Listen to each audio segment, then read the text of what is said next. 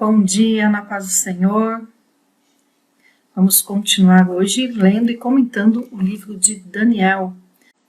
Vamos para Daniel capítulo 5. E é um capítulo que ele é confirmado pela história secular. É um capítulo que ele é estudado. Embora não estudado pela Bíblia, ele é estudado pela história secular, mas ele é visto no ensino médio, aí na parte de história do mundo, história da civilização. Nós temos alguns pontos aqui de Daniel 5 que são vistos, são confirmados pela história. Veja, lá na introdução do livro de Daniel, eu falei que Daniel não é considerado pelos próprios judeus como um profeta.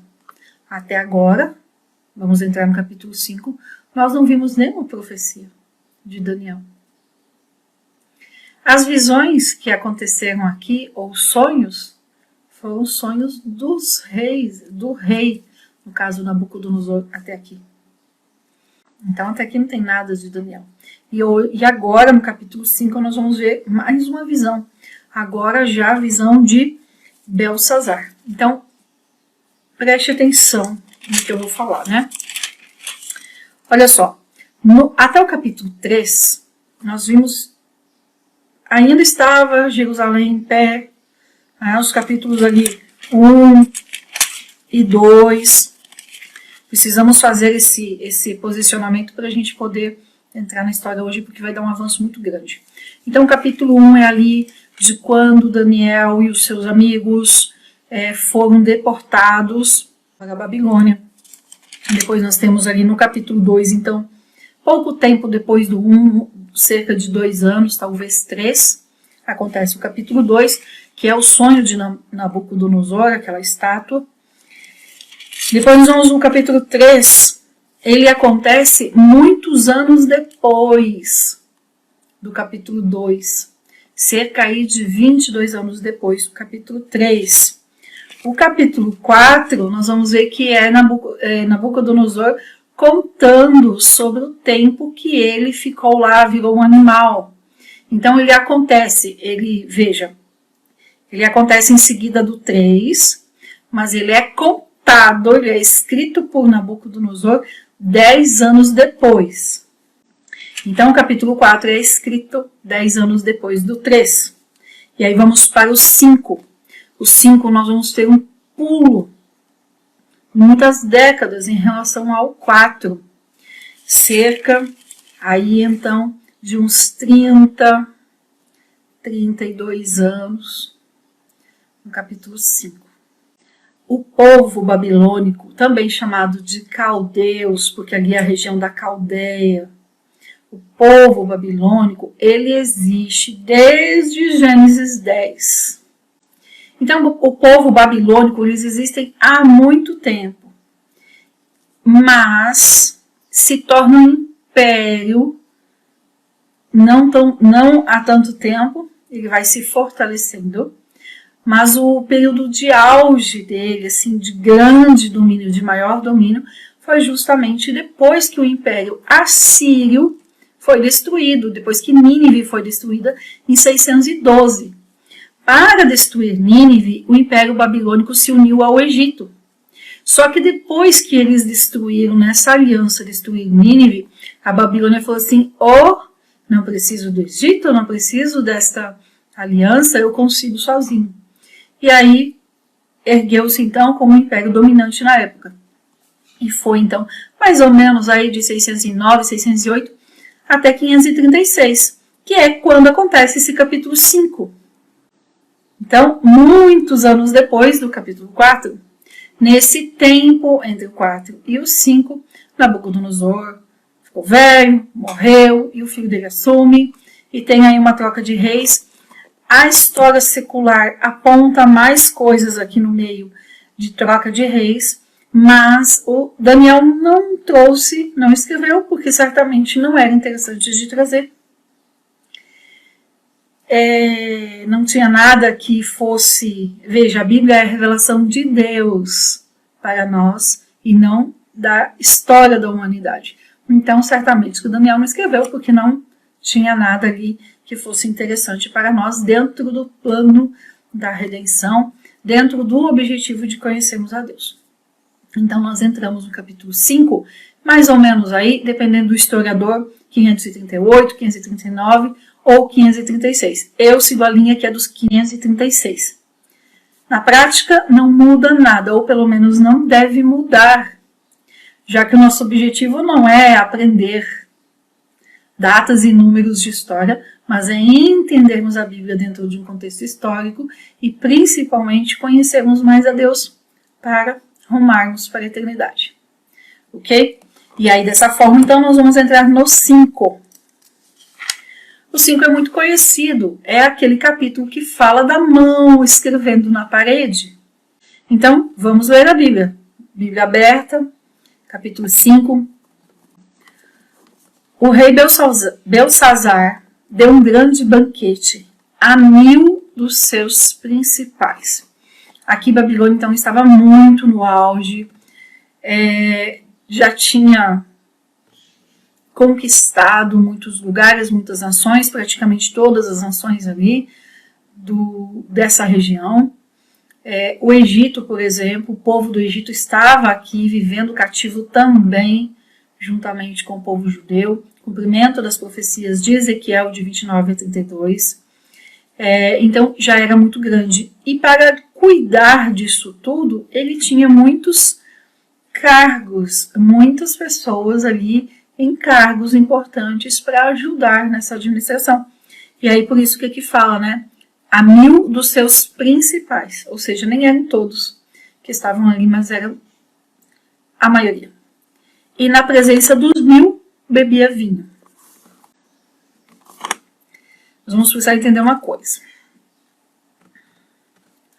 Na introdução de Daniel, eu falei que do capítulo 1 até o 6 de Daniel é uma parte histórica que já se cumpriu. Não 100%, mas em sua maioria. E do 7 ao 12 é uma parte escatológica. Não em sua totalidade, mas na maioria. Tem alguns pontos de história também no 7 ao 12. Mas veja bem, isso não significa que até o 6 Daniel não teve nenhuma visão e só vai ter depois do 7. Não, é exatamente, ele estava vivendo a vida dele e tendo visões. Mas Daniel escreveu o livro assim para ficar mais fácil de nós entendermos. Isso significa o quê? Nós vamos ver o 5 agora e o 6 e vamos terminar a parte histórica. A partir do 7, quando vai contar das visões de Daniel, a escatologia, ele vai dizer onde ele sonhou, então quando que ele sonhou, ou quando ele teve a visão, tá? Só para a gente situar um pouquinho com bastante calma. Vamos lá. Belsazar, versículo 2, quando já havia provado o vinho, mandou que trouxessem os vasos de ouro e de prata. Olha o negócio. Depois que já havia bebido vinho, provado o vinho, mandou então que trouxessem os vasos de ouro e de prata que Nabucodonosor, seu pai, tinha tirado do templo de Jerusalém. Ou seja, as coisas santas, utensílios santos que foram feitos para serem usados no templo de Salomão, para que bebessem com eles. Ia usar algo santo ali na festa, nessa grande festança que ele estava. E não era só ele que ia beber, olha só, para que bebessem com eles o rei e os seus principais, suas mulheres e suas concubinas. Primeiro, pegando o que era santo e trazendo ali para uma festa. E depois, sendo usado ali numa festa que a história secular fala que era uma festa de orgias, era um grande baile, com muitas coisas acontecendo, adoração a deuses ali e adoração de formas muito específicas. Então, profanando o que tinha sido feito para adorar a Deus, para ser usado no templo. Versículo 13. Então trouxeram os vasos de ouro que haviam tirado do templo da casa de Deus. Lembra, nós lemos sobre isso em lá Isaías 39, 2 Reis 23, 2 Crônicas 36, Ezequiel, nós vemos sobre isso também, lá no 33, nós vemos tudo isso, de quando o povo da Babilônia saqueou o templo e levou as coisas do templo embora para a Babilônia. Tá? Nós vimos isso com bastante detalhes, tá lá nas lives falando sobre o saque, sobre a destruição do templo de Jerusalém. Tá? Nós vimos isso lá de forma bem detalhada. Beberam o vinho e deram louvores aos deuses de ouro e de prata, de bronze, de ferro, de madeira e de pedra. Naquela mesma hora, ou seja, no momento em que eles pegaram o que era santo e usaram ali, nessas orgias, nessa festa, no mesmo momento. A Bíblia é muito clara ao falar disso. Naquela mesma hora apareceram uns dedos de mão de homem e escreviam defronte do castiçal, sobre o reboco da parede do palácio real, e o rei via a parte da mão que escrevia. Pensa no medo que esse rei sentiu. Então se mudou o semblante do rei, e os seus pensamentos o turbaram, e se relaxaram as juntas dos seus lombos. Acompanha na sua Bíblia e veja como é que está escrito aí, no capítulo 5, versículo 6. Então se mudou o semblante do rei e os seus pensamentos o turbaram, as juntas dos seus lombos se relaxaram e os seus joelhos bateram um no outro. Sabe o que é? Sintoma de que a pressão caiu. As pernas ficaram fracas. As juntas dos seus lombos, aquela fraqueza na coluna que a pessoa não consegue ficar em pé, típico de quando a pressão cai. E os seus joelhos se bateram um no outro. Já estava sóbrio, sentiu medo, sentiu pavor, sentiu terror. O rei então clamou em alta voz que fizessem vir os astrólogos, os caldeus, os adivinhadores, e falou ao rei e disse aos sábios: qualquer que ler esta escritura e me declarar o que significa, será vestido de púrpura e terá um colar de ouro no seu pescoço, e no reino será o terceiro a governar. O que é esse terceiro? Por que é esse terceiro? Tem um rei aqui no meio do caminho, né? Entre Belsazar e Nabucodonosor. Tem um rei que ele era o número 1, mas ele não ficou governando aqui. Ele colocou o filho. Nabucodonosor, o que nós lemos no capítulo 3 e no 4, ele morre logo depois ali daqueles 7 anos. Tem gente que fala que não são 7 anos, que são 7 meses, mas enfim, depois daquele período dele ali vivendo como animal, e quando ele volta em si, que ele glorifica e exalta a Deus, ele morre pouco tempo depois, de acordo com a história extra-bíblica. Esse Nabonido, ele assume, mas em determinado momento ele passa para o filho Belsazar. Então, o Belsazar é o número 2, por isso que ele fala que quem interpretar o que está escrito na parede vai ser o número 3, tá bom? Mas eu não quero entrar nesse detalhe da história. Primeiro, porque a história extra-bíblica é interessante quando a gente vai ensinar e vai ver alguma coisa específica e muito mais profunda. Mas aqui nós estamos vendo a história na Bíblia, né? Então é só por curiosidade esses pontos, eu não quero me aprofundar, tá bom? Mas é só para entender por que ele está falando do terceiro. Porque o próprio Belsazar era o segundo rei. O Nabonido foi genro, né? Não. Foi genro de Nabucodonosor. O Belsazar é neto de Nabucodonosor. História secular, tá bom? É história secular. Não vai agregar nada para a gente aqui no entendimento de Daniel. É só uma curiosidade para a gente saber por que aqui ele fala, né? Qualquer que ler essa escritura será o terceiro a governar. Porque ele mesmo, Belsazar, era o segundo. Mas não vai dar tempo de fazer isso. Ele vai morrer aqui em seguida, né?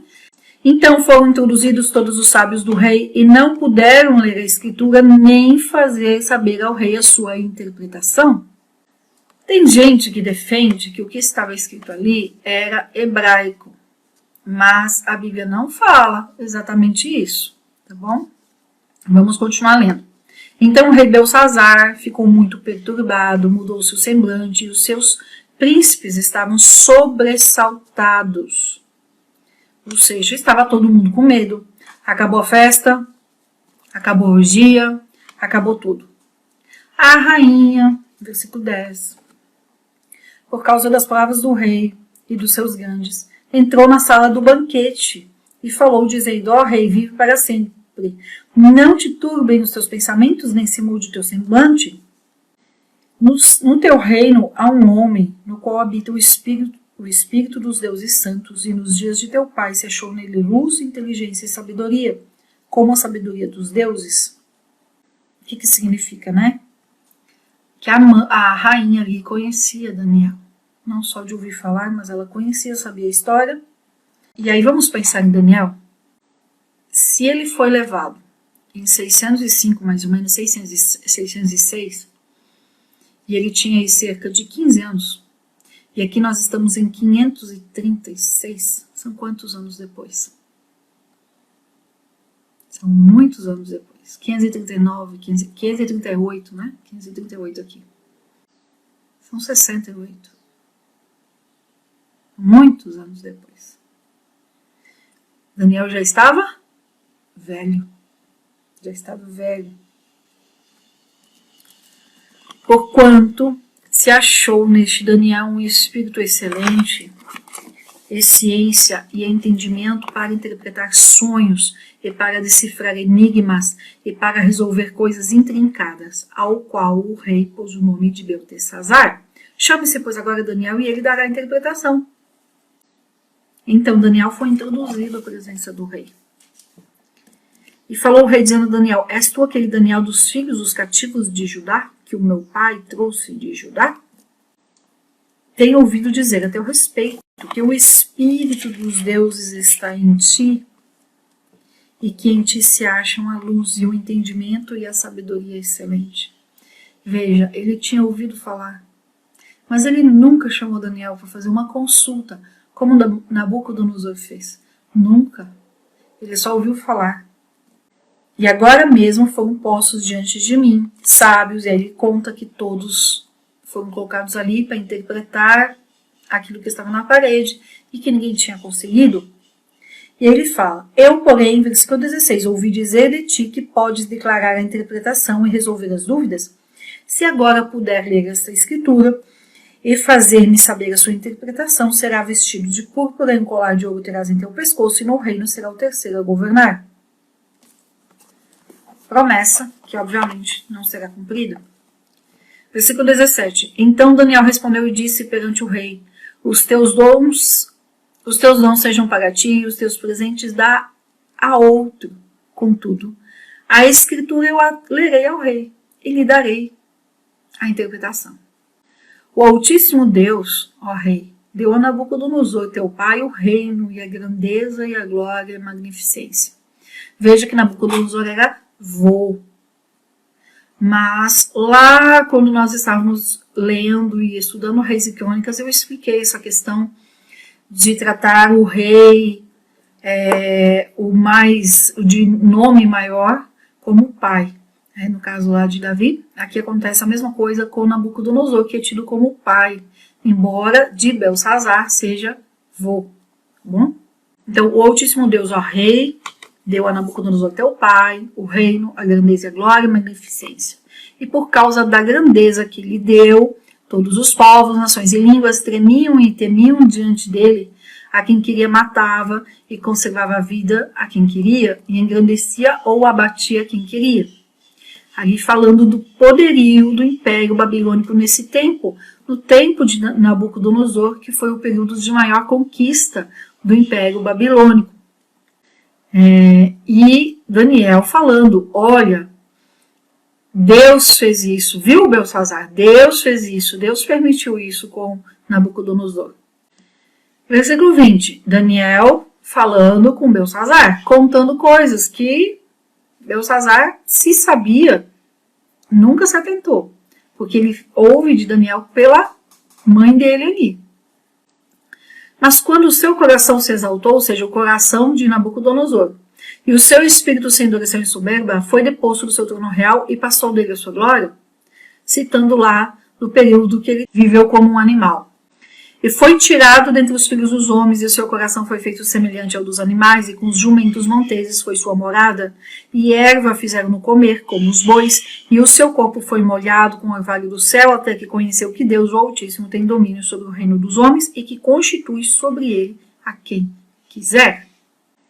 E tu, Belsazar, que é seu filho, não humilhaste o teu coração, ainda que soubesse de tudo isso, e te levantaste contra o Senhor do céu. Olha a afronta. Pois fizeste trazer diante de ti os vasos da casa dele, da casa de Deus. E tu e os teus príncipes, as tuas mulheres, as tuas concubinas beberam vinho. Deste louvor aos deuses de prata, de ouro, de bronze, de ferro, de madeira, de pedra, que não veem, nem ouvem, nem sabem, mas ao Deus em cuja mão está a tua vida e todos os teus caminhos, a ele você não glorificou. Versículo 24. Então dele foi enviada aquela parte da mão que escreveu esta escritura. O que dá a entender aqui, né? Que a mão, a visão da mão estava ali na parede ainda. Né? Então dele foi enviada aquela parte da mão. Quando você fala aquela parte, você está identificando aquela parte da mão. Ele não está identificando só a escritura, mas aquela parte da mão que está ali, que escreveu esta escritura. As Bíblias que estão aqui na minha mão estão do mesmo jeito, aquela parte da mão. Se não estivesse a mão ali, ele ia falar só, né? Ele ia falar diferente. Foi enviada aquela escrita, ou a mão ia escrever tal coisa, ia estar escrito diferente. Mas quando ele cita aquela parte da mão, entende-se que a mão ainda estava ali na parede, né? Os dedos da mão ainda estavam ali, como que suspensos. Consegue imaginar o que foi isso? Esta, pois, é a escritura que se escreveu. Mene, mene, tekel, ufarsim. Vamos entender isso, porque muitas pessoas dizem que há uma contradição aqui. Então, olha só, eu tenho falado, leia a Bíblia, se você não entendeu, continue lendo, que mais para frente você vai entender. Mais para frente pode ser no mesmo capítulo, pode ser no capítulo seguinte ou até no outro livro mais para frente, tá bom? Então aqui, versículo 26, já está falando da interpretação. Vamos lá. Esta é a interpretação do assunto, mene. O que significa esse mene, então? Olha só. Como é que está escrito em cima? Mene, mene. É para reforçar. Mene, mene, que significa contou, contou. Então preste atenção, Belsazar. Contou. Daniel escreve, Daniel fala o que significa. Contou Deus o teu reino e o acabou. Ou seja, não é acabará. Não está falando que vai acabar, que é futuro. Acabou. Ou seja, Belsazar acabou aqui, agora. Você fez o que você não devia ter feito. Você profanou o santo. Você pegou o santo e colocou aqui no meio das suas orgias, da sua festa. Tekel, pesado foste na balança e foste achado em falta. Existe um provérbio que nós usamos que traz um pouco, lembra um pouco disso aqui, que lá não vale o que pesa. Vocês conhecem esse ditado, não vale o que pesa? Então é isso aqui. Pesado foste na balança e foste achado em falta. Peres. Né? O que acontece com a palavra Peres? Né? Peres significa o teu reino foi dividido e dado aos medos e persas. Aonde que está escrito Peres no versículo 25? Não está escrito. Está escrito Farsim. Peres é no singular. Pérez significa dividir. Só que vai ser dividido entre dois povos, medos, persa. Então vem o farsim. O farsim é o plural de Pérez. Aqui está explicando no singular. Que significa divisão, que significa separação. Então o teu reino foi dividido e dado aos medos e aos persas. Então o que Daniel está falando aqui? Belsazar, o teu reino acabou agora. O teu reino acabou. Porque você foi encontrado em falta. Você profanou o santo. O teu reino, ele vai ser dividido. E vai ser dado aos medos persas. Agora. Acabou. Esse mene contou, acabou. É agora. Então ordenou Belsazar que vestisse a Daniel de púrpura, em seu pescoço fosse posto um colar de ouro, e proclamassem que ele seria o terceiro a governar o seu reino. Belsazar tratou Daniel bem, porque ele tinha falado que ia fazer isso. Mas não está falando que ele se arrependeu. Em nenhum momento. Tanto é que ele vai morrer como juízo de Deus. Você viu que não precisa em lugar nenhum procurar o que significa essa frase que foi escrita na parede? É claro que quando a gente vai no original, a gente tem um aprofundamento disso. Para um estudo mais profundo, daria para ficar 1 hora aqui só nesses versículos. Mas está aqui, a própria Bíblia explica o que é. Versículo 30. Naquela mesma noite foi morto Belsazar, rei dos caldeus. Na mesma noite, a festa acabou com essa escrita na parede. Certamente que ele mandou ali vestir Daniel com as coisas. Daniel certamente que se retirou dali do local da festa. E eles devem ter ficado por aí, igual quando festa quando acaba. E em seguida ele já foi morto. Vamos entender. Versículo 31. E Dario, o Medo, tomou, Medo de povo, pode ver que está com letra maiúscula, tomou e ocupou o reino, sendo da idade de 62 anos. Então Dario não era novo, já tinha aí seus 62 anos. E aí nós vamos lá para Jeremias 50 e 51, que Jeremias profetizou contra a Babilônia. Aqui não se encerra o reinado de Nabucodonosor, aqui se encerra o Império Babilônico. O Império Babilônico é destruído nesta noite. Depois, a Bíblia não tem mais história de Babilônia, nem na história secular, acaba aqui. Belsazar é o último rei do Império Babilônico. Então destrói a família de Nabucodonosor, é morta, mas também o Império. Não só a família de Nabucodonosor, não só Belsazar. O Império da Babilônia deixa de existir. E nós vamos ver então que numa noite, não precisa de uma guerra longa, numa noite, o Império Medo-Persa vem e toma a Babilônia. Mas acontece numa noite, mas a gente sabe que não foi numa noite que o Império Medo-Persa chegou ali. Por que a gente sabe? Porque nós já lemos, já fizemos as lives comentando Jeremias, Isaías e Ezequiel, que falam da tomada, da queda da Babilônia. É o castigo que Deus traz. Nós vimos que Deus falou, usou vários profetas dizendo o seguinte: a Babilônia é um instrumento que eu estou usando para corrigir o povo judeu. Então, é a espada, é o instrumento que eu estou levando para tirar o povo judeu lá do Reino do Sul e levar para o cativeiro, para que no cativeiro eles tenham um coração de pedra trocado por um coração de carne. Nós vimos isso, Jeremias, Ezequiel também falou isso. Então, é aqui quando acontece o cumprimento dessas profecias. Elas se cumprem aqui. Num versículo, no 5:30, acontece um tanto de coisa. 5:30, naquela mesma noite foi morto Belsazar, rei dos caldeus. Acaba aqui o Império Babilônico. Eu não vou ler todas as profecias de Isaías, de Ezequiel, de Jeremias, porque tem as lives falando sobre isso, mas eu quero ler alguns versículos aqui para a gente entender o que aconteceu. Como é que pode o Império Babilônico, o maior império, o mais forte desse tempo, o que dominava, o que destruiu Jerusalém, Judá, o que destruiu o Egito, o que destruiu tantos países, nós vamos ver como é que pode. Numa noite acabou.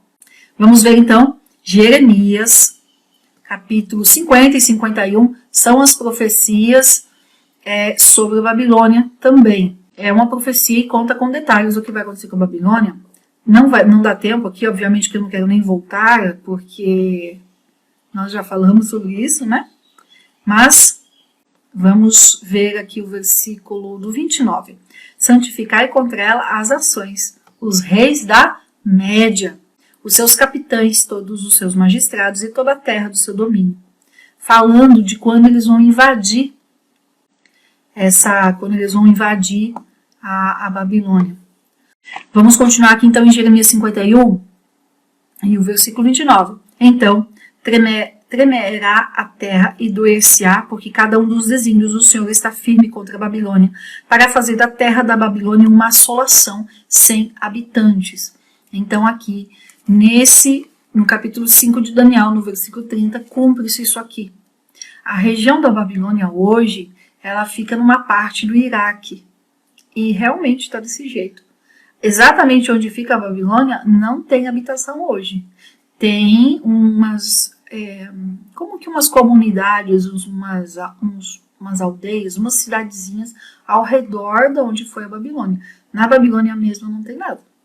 Tá? Cumpriu-se isso aqui. Versículo 30. Jeremias 51, 30. Os valentes de Babilônia, olha porque é... Então vamos à pergunta. Como é que pode, Janaína, o Império da Babilônia, que destruiu Judá, o Reino do Sul, depois Moabitas, os Amonitas, o povo de Edom, Tiro, depois foi para o Egito e foi destruindo, foi dominando as nações ali, todas as nações ao redor. Como é que pode então, em uma noite, eles foram destruídos? Olha o versículo 30. Os valentes de Babilônia, ou seja, o exército de Babilônia, cessaram de pelejar, ficaram nas fortalezas, desfaleceu a sua força. Sabe a pessoa que vai sempre na academia, está sempre forte, está sempre ali muito bem, se ela para 1 mês, 6 meses, 1 ano de se exercitar, os músculos perdem força, deixam de ser como eram. A mesma coisa o exército, quando para de pelejar, quando para de guerrear e vai ali, né, em festas e orgias e outras coisas, perde o seu vigor, perde a sua força, perde a capacidade de vigilância. Olha o que o versículo 30 fala. Ficaram nas fortalezas, desfaleceu sua força, tornaram-se como mulheres. Ou seja, perderam a força de guerra. Incendiaram suas moradas, quebrados foram os seus ferrolhos. E foi o que aconteceu. Já vamos falar como é que foi a queda da Babilônia. Versículo 31. Um correio correrá ao encontro de outro correio, e um mensageiro ao encontro de outro mensageiro, para anunciar ao rei da Babilônia que a sua cidade foi tomada de todos os lados.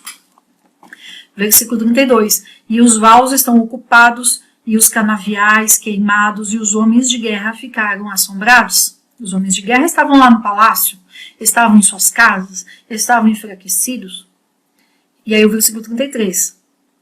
A filha de Babilônia é como uma eira no tempo da debulha, ainda um pouco, e o tempo da cega lhe virá.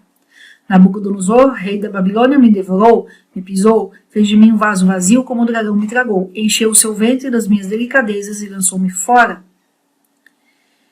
A violência que se me fez a mim e a minha carne venha sobre a Babilônia.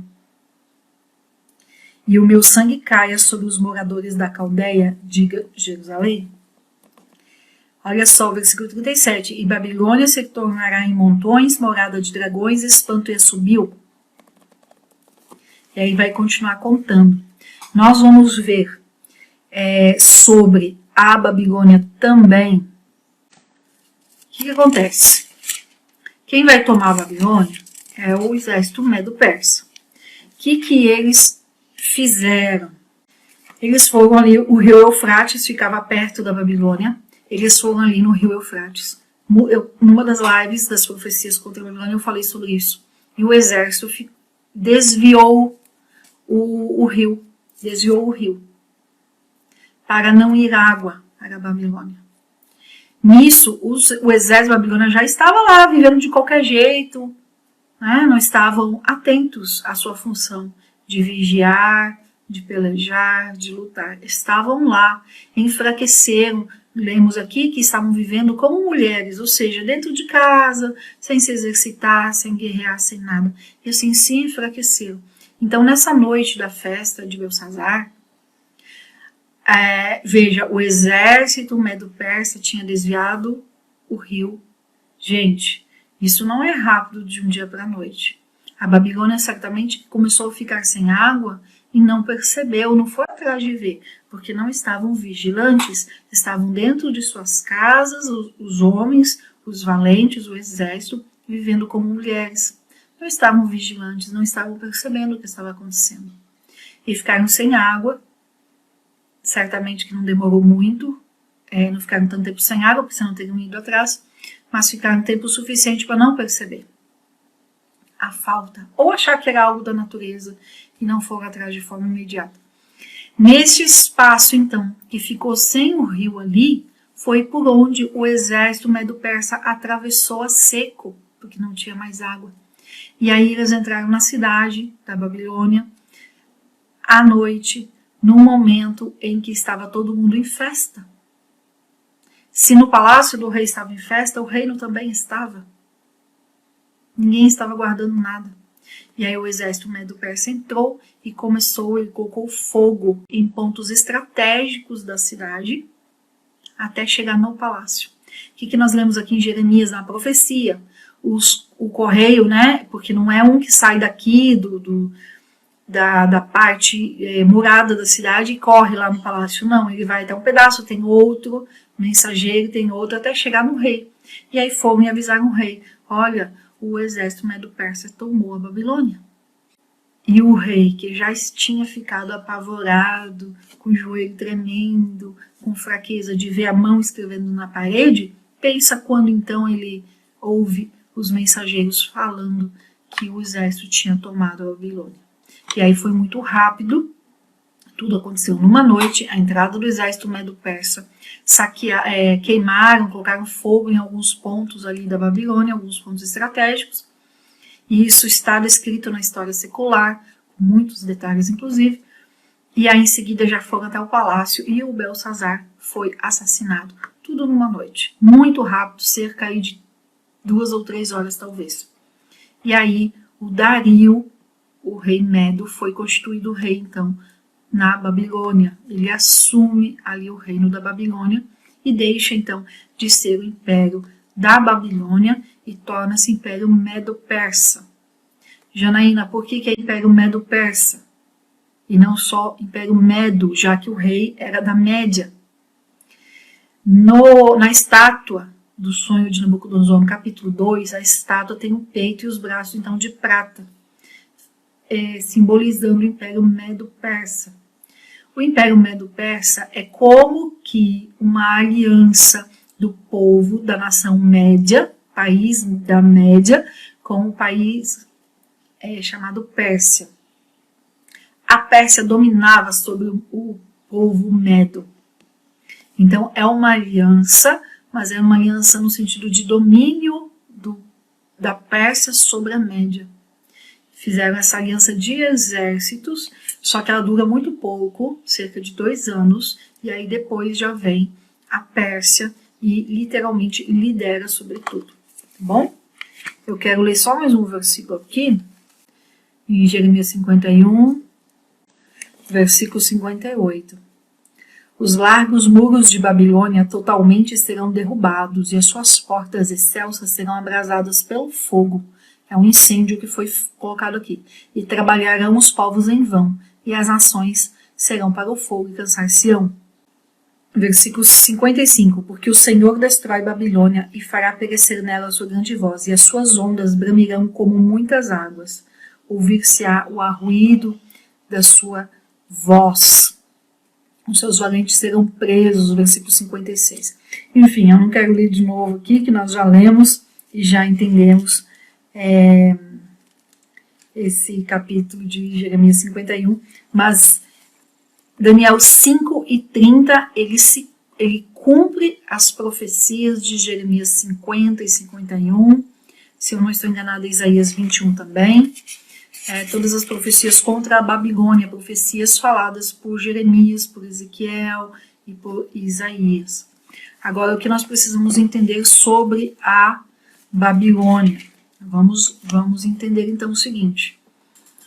Tudo que é falado contra a Babilônia tem duas conotações. Uma histórica, que quando Isaías profetizou, quando Jeremias profetizou, quando Ezequiel profetizou, eram profecias, porque ainda não tinha acontecido, mas aconteceram. Então, quando nós lemos Isaías, Jeremias e Ezequiel, a gente não pode falar que é escatologia, são profecias que se cumpriram, ou seja, histórico, evento histórico, já aconteceu, já se cumpriu aqui em Daniel 5.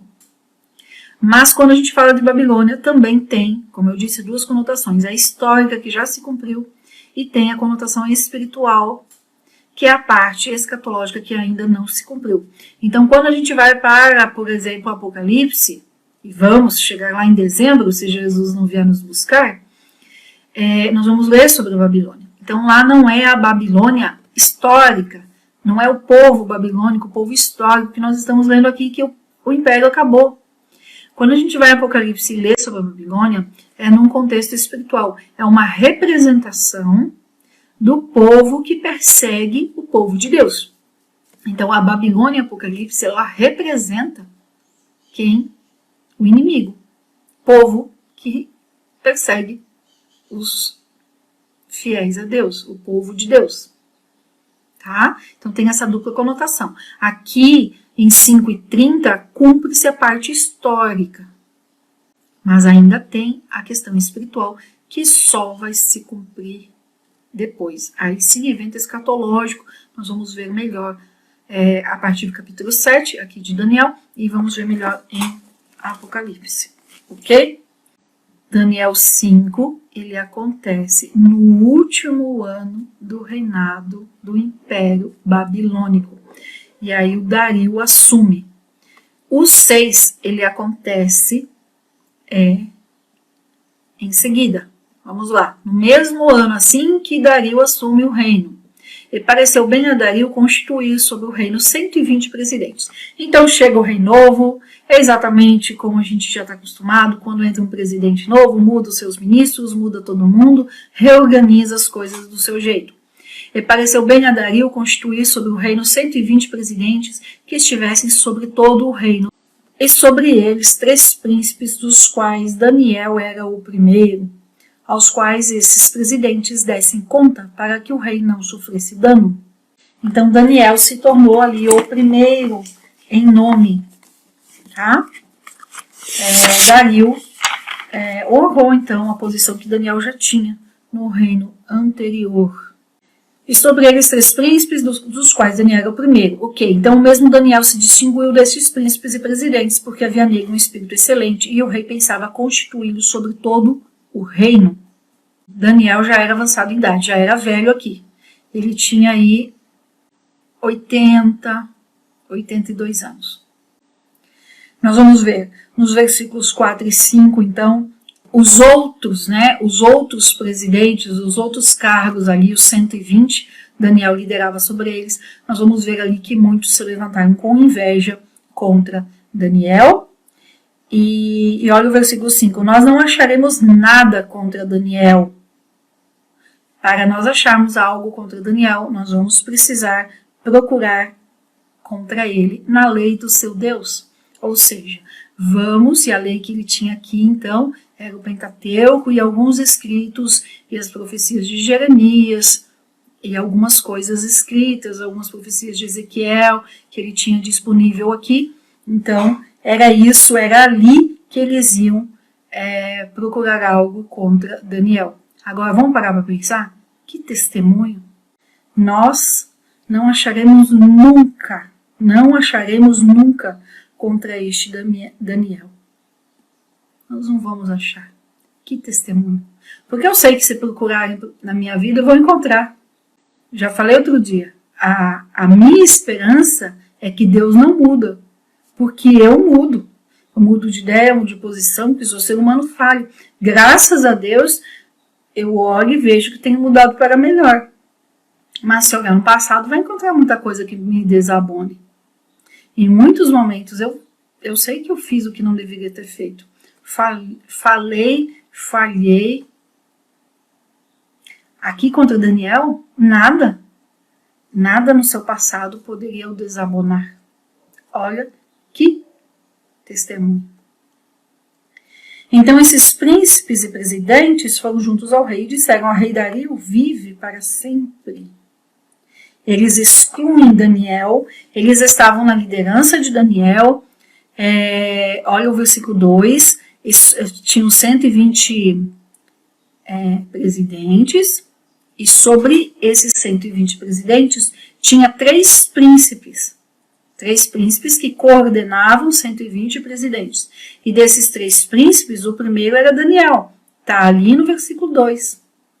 Esses presidentes, capitães e governadores aqui, esses outros príncipes, pularam a hierarquia, que eles tinham que procurar Daniel, para Daniel falar com o rei. Eles pularam, não respeitaram a liderança de Daniel e foram direto no rei. E aí falaram: vamos fazer um decreto que qualquer que por espaço de 30 dias fizer uma petição a qualquer deus ou qualquer homem e não a ti, ó rei, seja lançado na cova dos leões. E o rei Dario não se apercebeu que isso era uma cilada. E aí eles falaram: rei, confirma o decreto e assina a escritura, para que não seja mudada conforme a lei dos medos e dos persas, a qual não se pode revogar. Então, olha só, ele não pensou, ele não parou para pensar o que aconteceria, ele simplesmente gostou do negócio. Por esse motivo, o rei Dario assinou a escritura e decreto. Ele não pensou em Daniel, ele gostava de Daniel, ele não pensou, simplesmente assinou. E Daniel, quando soube que a escritura estava assinada, entrou em sua casa. A pergunta que eu tenho feito sobre Daniel: quando nós ficamos sabendo de algo que nos põe em risco, quando nós passamos por uma situação, por uma dificuldade, por algum problema de saúde, qualquer coisa, o que a gente faz assim que a gente recebe a notícia? O que a gente faz assim que a gente recebe a notícia? Daniel, quando soube dessa escritura, entrou em sua casa e, abertas as janelas do seu quarto que davam para Jerusalém, ajoelhava-se 3 vezes ao dia e orava e dava graças diante de seu Deus, como antes costumava fazer. Sabe que se antes costumava fazer? Como antes, desde que ele havia chegado ali, desde sempre na sua vida. Ele não foi orar porque estava no desespero. Ele foi orar como antes fazia. Disciplina de oração. A oração não é para quando a gente está desesperado, a oração é sempre, é a nossa conversa com Deus, é o nosso relacionamento com Deus. Então se juntaram aqueles homens e acharam a Daniel orando e suplicando diante do seu Deus. E foram então perante o rei e falaram: não confirmaste o decreto que qualquer homem que pedisse a qualquer deus ou a qualquer homem por espaço de 30 dias e não a ti, ó rei, fosse lançado na cova dos leões? Respondeu o rei e disse: é verdade essa palavra, conforme a lei dos medos e dos persas, a qual não se pode anular. Então eles responderam e disseram ao rei: Daniel, que é dos filhos dos cativos de Judá, não tem feito caso de ti? Ó rei, nem do decreto que assinaste, antes 3 vezes ao dia faz a sua oração. Ó rei, o rei então, quando ouviu essas palavras, ficou penalizado. Ou seja, ele sentiu, porque ele assinou sem pensar em Daniel. E propôs dentro do seu coração ficar a favor de Daniel e livrá-lo. E até o pôr do sol trabalhou para o salvar. Ou seja, ficou ali encontrando algo, tentando encontrar algo que livrasse Daniel da cova dos leões. Então aqueles homens foram juntos ao rei e disseram ao rei: sabe, ó rei, que a lei dos medos e dos persas, que nenhum edito ou ordenança que o rei determine se pode mudar. Então o rei ordenou que trouxessem a Daniel e o lançaram na cova dos leões. E falando o rei, disse a Daniel: o teu Deus, a quem tu continuamente serves, ele te livrará. E foi trazida uma pedra e posta sobre a boca da cova, a qual foi selada pelo rei com o seu anel e com o anel dos seus grandes, para que se não mudasse a sentença acerca de Daniel. Ou seja, para ter certeza que a pedra não seria removida e qualquer coisa que acontecesse com Daniel, não dizer a pedra foi removida e fizeram isso. Não, era para ter certeza. Então o rei dirigiu-se para o seu palácio e passou a noite em jejum. O rei não era servo do Deus Altíssimo. Ele poderia conhecer Deus, mas ele não era. Ele não servia a Deus. Mas ele foi e fez um jejum. Passou a noite em jejum. Nem instrumentos de música aceitou diante dele. E fugiu dele o sono. Ou seja, teve insônia. E o rei levantou-se ao romper do dia e foi com toda a pressa à cova dos leões. Ele estava ansioso. E chegando-se perto da cova, com voz triste, chamou por Daniel e falou o rei a Daniel: Daniel, servo do Deus vivo, dar-se o caso que o teu Deus, a quem tu continuamente serves, tenha podido livrar-te dos leões? Então falou Daniel ao rei: ó rei, vive para sempre. O meu Deus enviou o seu anjo, o qual fechou a boca dos leões, para que não me causassem dano algum, porque diante dele foi achada inocência em mim, e também contra ti, ó rei, eu não tenho cometido delito algum. Então se alegrou o rei em si mesmo, por causa dele, e mandou tirar a Daniel da cova. Assim foi Daniel tirado da cova, e nenhum dano se achou nele, porque crera no seu Deus. E o rei ordenou que fossem trazidos aqueles homens que tinham acusado Daniel e foram lançados na cova dos leões. Aí não foi só eles. Foram também os seus filhos, as suas mulheres, e não tinham ainda sequer chegado ao fundo da cova dos leões, quando os leões se apoderaram e lhe quebraram todos os ossos, e eles foram comidos pelos leões. Então o rei Dario escreveu a todos os povos e nações e gente de diferentes línguas que habitavam em toda a terra: a paz vos seja multiplicada. Da minha parte é feito um decreto pelo qual em todo o domínio do meu reino todos os homens temam e tremam perante o Deus de Daniel, porque ele é o Deus vivo e que permanece para sempre, e o seu reino não será jamais destruído e o seu domínio durará eternamente. Ele livra e salva. Opera sinais e maravilhas no céu e na terra. Ele livrou Daniel do poder dos leões. E este Daniel, pois prosperou no reinado de Dario e no reinado de Ciro, o persa, já fazendo aqui a ligação, então, com o rei Ciro.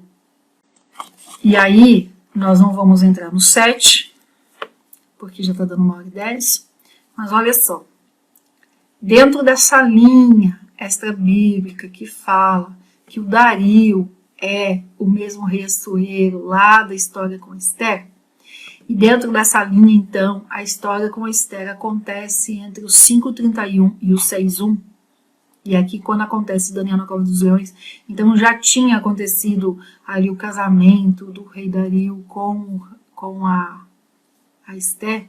Dentro dessa linha, essa mesma linha defende, então, que o Ciro é filho de Esther com o rei Dario, que aqui já está velho, né, com seus 62 anos. Então, o Ciro, ele é filho dos dois, e ele conhece a lei judaica porque a mãe Esther o ensinou. Mas nós vamos ver isso mais para frente, tá bom? Isso é só uma curiosidade. Terminando o capítulo 6, nós terminamos então a primeira parte do livro de Daniel, a parte que é histórica em sua maioria, quase 100%, mas ainda tem um pouquinho ali de escatologia que não aconteceu ainda. Por exemplo, aos pés da estátua do sonho de Nabucodonosor no capítulo 2, não aconteceu ainda, é evento escatológico. Toda a outra parte aqui, até o capítulo 6, então, é são eventos históricos, eles já aconteceram, tá bom? Nós encerramos essa parte, então. Quem não assistiu até aqui, as lives estão disponíveis, elas estão salvas. Comece assistindo a introdução para entender melhor o livro de Daniel. É um livro muito rico, mas é também um livro difícil, com muitos detalhes. Quase que todos esses versículos poderiam ocupar toda uma hora aí de estudo. Então nós vamos só pegando o que se destaca, o assunto principal, e tirando algumas dúvidas de algumas figuras e alguns elementos específicos aqui, tá bom? Que Deus te recompense por esse tempo que você passa aqui, ouvindo e aprendendo mais da palavra de Deus. Que Deus te dê entendimento, desvende os seus olhos e te dê graça, não só para viver o dia de hoje, mas que te dê graça nessa caminhada rumo ao céu, rumo à eternidade com Deus. Amém? Deus abençoe.